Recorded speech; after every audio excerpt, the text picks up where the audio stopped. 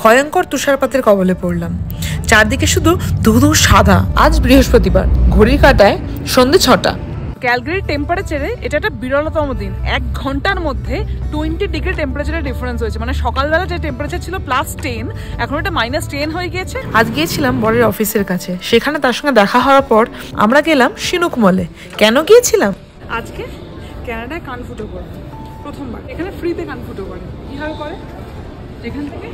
যেখানে একটু দুধ কিনতে হবে, সেই দুধটা দিলেও ফুটিয়ে দেবে, ওটা ফ্রি অফ কস্ট। আগের থেকে অ্যাপয়েন্টমেন্ট বুক করা ছিল।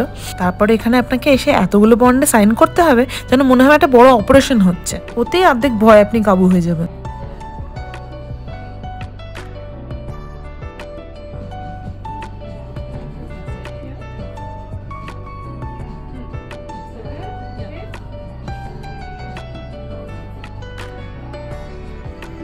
তবে একেবারেই ভয়ের নয়। এখানে দেখুন কি সহজেই কান ফুটো হয়, একটুও লাগে না তাতে।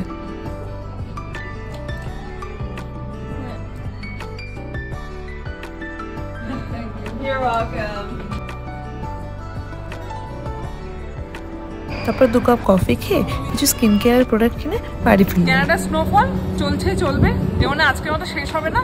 তোমার যদি ব্লগ ভালো লেগে থাকে প্লিজ আমার চ্যানেলটা একটু সাবস্ক্রাইব করে দিও। চ বাড়ি চ।